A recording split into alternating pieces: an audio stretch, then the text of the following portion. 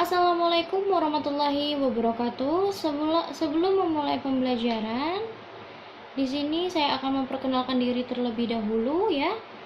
Perkenalkan, nama saya Widya Srinur, mahasiswa IAIN Negeri Jember, Prodi PAI atau Pendidikan Agama Islam dan jurusan Pendidikan Islam.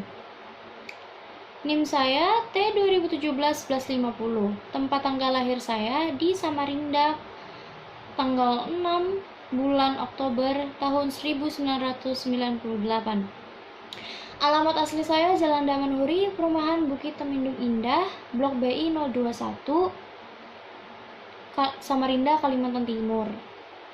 Untuk alamat sementara saya ketika saya kuliah itu di Milenia Blok A205. Saya ngekos. Email saya widyasrinur98@gmail.com. YouTube saya bernamakan Widya Srinur. Ini saya menggunakan YouTube kemungkinan juga untuk pembelajaran daring. Sewaktu-waktu jika saya memerlukan kalian melihat di YouTube saya dengan meng-share link-link yang sudah saya buat. Pendidikan yang sudah saya tempuh dan lagi saya tempuh yaitu adalah SD saya di SDN Negeri 004 Samarinda, Kalimantan Timur pada tahun 2004 hingga 2009.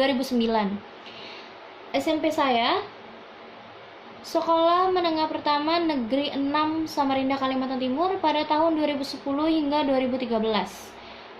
Untuk sekolah menengah atas saya di Madrasah Aliyah Negeri 2 Samarinda, Kalimantan Timur pada tahun 2013 hingga 2016. S1 saya tepatnya di IAIN Jember yang sudah saya sampaikan. Saya masih sedang mencapai di sana untuk lulus S1. Pengalaman yang saya dapatkan selama saya hidup, pernah menjadi ketua MPK di Madrasah Aliyah Negeri 2 Samarinda dulu waktu ketika masih Madrasah Aliyah. Yang kedua, menjadi pembina ataupun pengurus di masjid terdekat rumah asli saya di Samarinda, Kalimantan Timur, di Masjid Al-Muhaimin. Yang ketiga, saya pernah menjadi pembina juga atau pengurus di salah satu TPQ di Desa Wirologi, Jember. Keempat, pernah mengikuti lomba debat bahasa Indonesia sekota Samarinda. Tapi tidak menang, tapi tidak apa-apa. Yang penting memiliki pengalaman lah dan keberanian. Selanjutnya mengikuti lomba fashion show. Bukan lomba tapi mengikuti fashion show saja dalam memperingati Hari Ulang Tahun Kota Samarinda, dan itu memperagakan tentang memperlihatkan keanekaragaman batik Kalimantan Timur. Dan terakhir pernah mengikuti lomba rebana ketika SMP sekota Samarinda. Madrasah Aliyah Negeri 2 Samarinda. Selanjutnya saya akan memberikan beberapa motivasi kepada kalian bahwasanya jangan pernah membandingkan diri kamu kepada orang lain, karena tidak semua bunga itu mekar pada waktu yang sama dengan bunga-bunga yang lainnya. Maka hargailah dirimu, tetaplah jadi diri sendiri, jangan mengikuti orang lain, tetap sebagai versi yang kamu bisa, versi dari dalam diri kamu sendiri. Karena kalau kamu membanding-bandingkan dirimu dengan orang lain ataupun mengejar kesuksesan yang sama dengan orang lain, itu tidak akan bisa, malah kalian akan capek sendiri. Jadi gunakanlah waktumu sebaik-baiknya dan lakukanlah sebisa kamu, karena kita semua pastinya memiliki kemampuan dan kemampuan masing-masing yang berbeda-beda dan kelebihan maupun kekurangan masing-masing. Jadi jangan pernah membandingkan diri kamu dengan siapapun, karena kalian itu adalah unik. Seperti itu. Nah, kita masuk kepada materi pembelajaran. Sebelum dari itu, saya akan memberitahu bahwasannya ini ada di bab 8 kelas 11. Judulnya Hormat dan Patuh kepada Orang Tua dan Gurumu. Subisinya adalah pentingnya menghormati orang tua, pentingnya menghormati guru, cara berbakti kita kepada orang tua dan juga guru, menelaah atau mendalami. Pentingnya menghormati dan juga menyayangi orang tuamu dan gurumu, dan terakhir terbiasa menghormati orang tua dan juga gurumu. Kita masuk terhadap hormat dan juga patuh kepada orang tua. Yang dimana hormat sendiri itu adalah menghargai, berperilaku sopan dan santun kepada orang lain, serta menghargai setiap orang dengan berperilaku yang baik. Patuh itu artinya adalah mentaati, berperilaku disiplin, menjalankan perintah yang telah ditetapkan dengan bertanggung jawab. Jadi seperti itu. Next. Nah, maka dari itu kita masuk ke dalam ayat Al-Isra ayat 23 yang berbunyi, A'udzu billahi minasyaitonir rajim. Bismillahirrahmanirrahim. Wa qadha rabbuka ta'budu iyyahu wa bil walidaini ihsana imma yablughanna indakal kibara ahduhuma aw kilahuma fala taqul lahuma uffin wala tanharhuma wa qul lahuma qawla karima, yang artinya, dan Tuhanmu telah memerintahkan supaya kamu jangan menyembah selain Dia, dan hendaklah kamu berbuat baik pada ibu dan bapamu atau orang tua kita dengan sebaik-baiknya. Jika salah seorang di antara keduanya atau kedua-duanya sampai berumur lanjut dalam peliharaanmu, maka sesekali janganlah kamu mengatakan kepada kedua orang tuamu perkataan dan janganlah kamu membentak mereka, dan ucapkanlah kepada mereka perkataan yang mulia. Maka ini maksudnya adalah kita itu sebagai seorang anak, ketika orang tua kita masih hidup, jangan sekali-kali ketika kita sedang diperintah oleh orang tua, entah disuruh ke warung atau disuruh bersih-bersih, membantu orang tua, dan apalagi orang tua minta tolong sesuatu, jangan pernah mengatakan kata saja itu berdosa, apalagi dengan kata-kata yang lain yang kita tahu kan seperti apa. Nah, apalagi kita membentak orang tua, itu lebih jahat lagi. Kita sebagai seorang anak itu bahkan harusnya ketika orang tua sedang ngomong, kita nada suaranya itu harus lebih rendah daripada orang tua, seperti itu. Itulah anak yang mulia, seperti itu. Jadi kita harus berbakti kepada orang tua dan berperilaku baik kepada orang tua, menyenangkan hati beliau, seperti itu. Lanjut lagi kepada ayat Al-Isra ayat ke-29, surah Al-Isra ayat ke-24, yang artinya, yang berbunyikan, wahfiz lahuma janahat dulli minar rahmati wa qul rabbirhamhuma kama rabbayani shaghira. Dan rendahkanlah dirimu terhadap mereka berdua, yaitu adalah kedua orang tuamu, dengan penuh kasih sayang, dan ucapkanlah, wahai Tuhanku, kasihanilah mereka berdua sebagaimana mereka berdua telah mendidik aku waktu kecil. Itu seperti doa ketika kita sedang beribadah atau sholat 5 waktu. Yang doanya seperti apa? Allahumma ghafirli wali walidayya warhamhuma kama rabbayani shaghira. Amin. Seperti itu. Ya. Di sini pasti sudah jelas kan maksudnya apa? Kalian akan mengerti maksud dari isi surah tersebut, ayat tersebut juga. Selanjutnya, Rasulullah Shallallahu Alaihi Wasallam pernah menegaskan bahwa ini juga salah satu hadis ya, bisa dicek di bukunya, buku pendidikan agama Islamnya. Ridho Allah itu terletak pada ridhonya orang tua, dan murkanya Allah itu terletak pada murkanya orang tua. Jadi jangan sekali-kali kita menyakiti orang tua. Kalau orang tua tersakiti, Allah juga tersakiti. Dan kalau kita bikin orang tua menangis, pasti Allah akan murka terhadap kita. Apalagi kalau orang tua tuh sudah ngomong yang buruk, itu bisa saja menjadi doa. Apalagi ucapannya seorang ibu. Karena Rasulullah pernah bilang,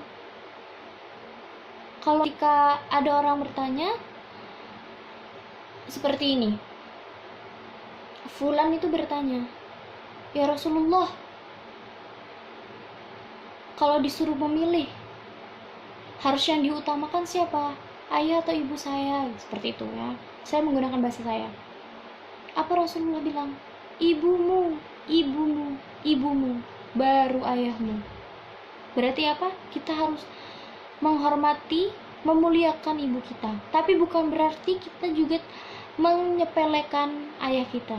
Kedua-duanya tetap harus dimuliakan, karena mereka adalah orang tua kita yang telah merawat kita sedari kecil. Namun karena ibu adalah orang yang melahirkan kita di dunia, jadi kita harus lebih memuliakan beliau.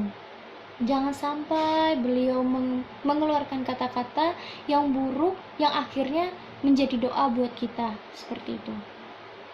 Selanjutnya, Imam Az-Zahabi menjelaskan bahwa birrul walidain yaitu artinya bakti kepada orang tua hanya dapat direalisasikan dengan memenuhi 3 bentuk kewajiban kita sebagai seorang anak. Yang pertama, yang pastinya adalah apa? Mentaati segala perintah yang orang tua berikan kepada kita. Mau itu mereka bilang tidak, mau mereka bilang iya, ataupun mereka memerintahkan melakukan ini atau melakukan itu, kecuali dalam hal yang maksiat atau menzalimi Allah Subhanahu wa Ta'ala. Seperti itu. Kita tetap harus taat kepada orang tua. Pastinya kita akan mengetahui apa perintah orang tua yang baik ataupun yang buruk. Apalagi kita orang Islam, pastinya belajar tentang agama. Yang kedua, menjaga amanah, harta yang dititipkan orang tua atau yang diberikan oleh orang tua. Jadi kita harus amanah. Apapun yang orang tua sampaikan, apa yang orang tua amanahkan kepada kita, baik itu harta yang sudah orang tua berikan atau pesan-pesan dari orang tua, laksanakan, dijaga. Seperti itu. Yang terakhir, ketiga, membantu atau menolong orang tua bila mereka membutuhkan kita. Kita selayaknya anak pasti harus membantu orang tua. Itu pasti.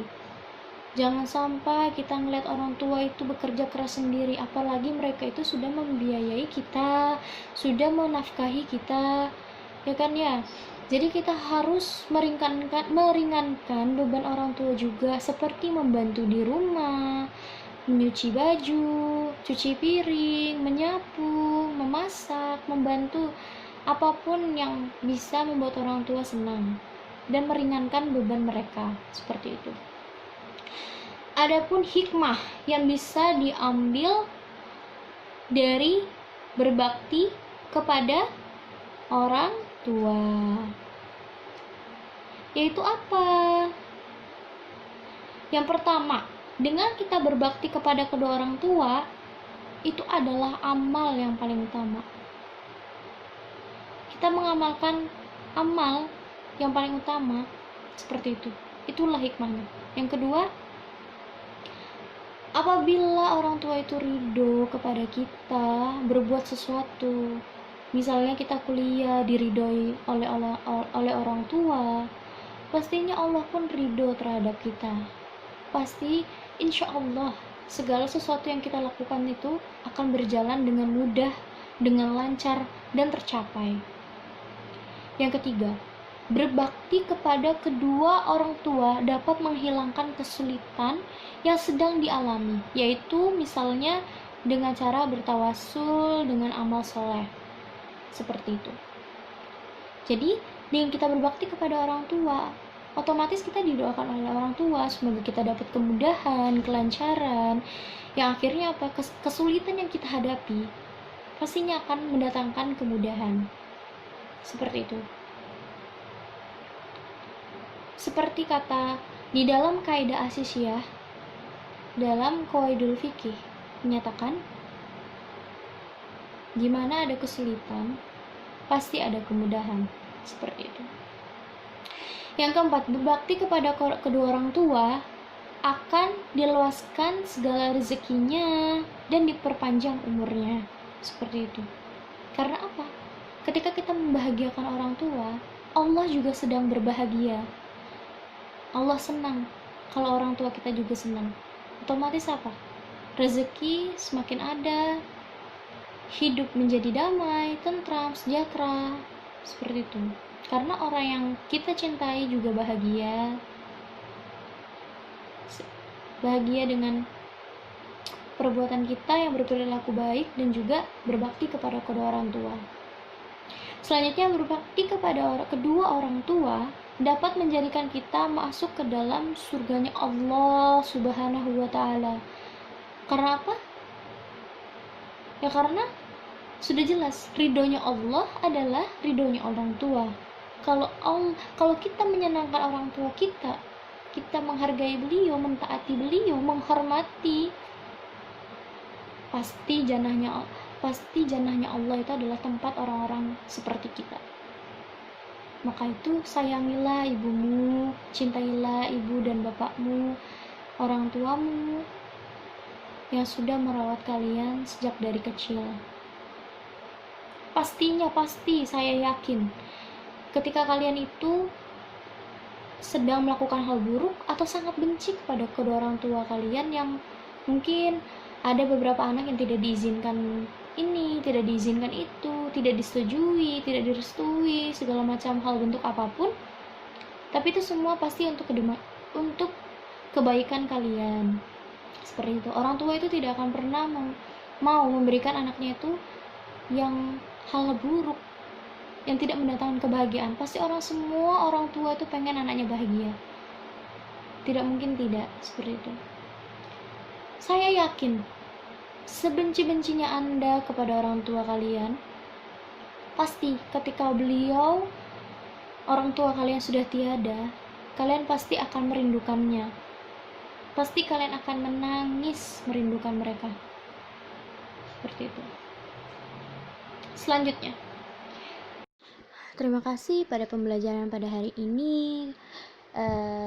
Saya harap ilmu yang sudah Ibu berikan kepada kalian ini bisa bermanfaat dan barokah kepada kalian untuk di masa yang akan datang. Kesimpulan dari menghormati dan patuh terhadap guru itu apa? Yaitu adalah yang dimana walaupun kita memiliki orang tua, tapi guru adalah orang tua kedua kita di sekolah.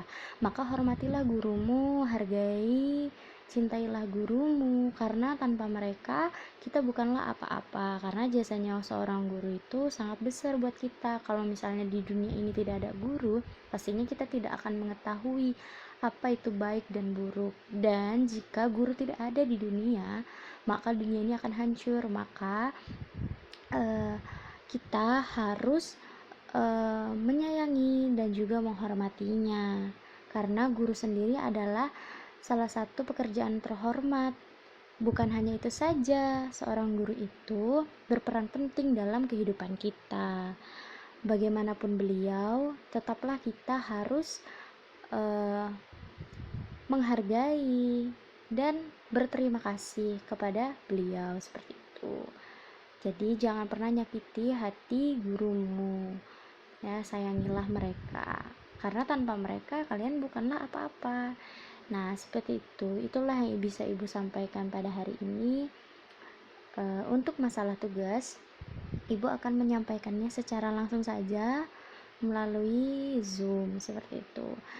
Terima kasih. Assalamualaikum warahmatullahi wabarakatuh.